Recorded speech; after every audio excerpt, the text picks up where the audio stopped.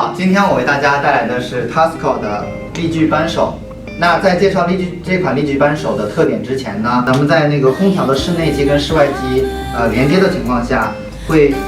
用到这个喇叭口的接头。那这个铜管做好喇叭口之后，它会放到喇叭口接头，与室外机做一个连接的一个工作。那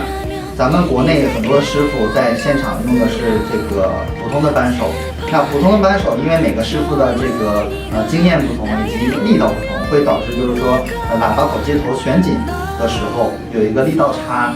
那如果要是说用力过猛，会导致这个喇叭口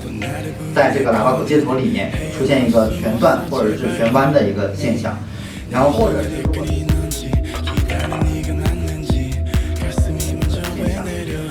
者是如果是它用力不足，也会导致这个旋紧度不够，这个浮力昂，这两种情况都会导致这个浮力昂从这个地方导致一个泄漏的一个情况。这样的话就会导致咱们这个空调室内机跟室外机不制冷或者不制热的一个现象的产生。那 Tasco 的这款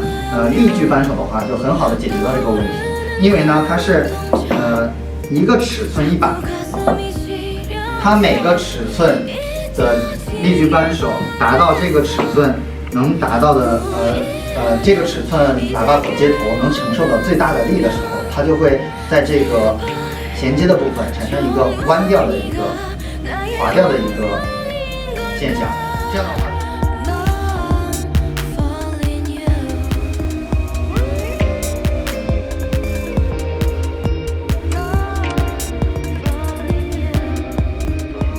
样的话，就会导致就是说你用力过猛的话，它就会自动滑脱，就能保证你这个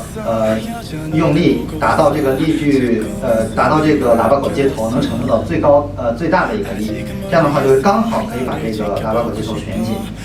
就完美的解决到了浮力昂泄漏的一个现象。那今天的话，我为大家带来的这个力矩扳手是推荐大家在这室外机接续的部分使用的一个工具。那如果说大家对这款 Tasco 的力矩扳手感兴趣，以及对 Tasco 的其他工具感兴趣的话，请扫描我们的二维码联系我们吧。好，今天为大家带来的就是这样的一个 Tasco 的一个产品，谢谢大家的观看，再见。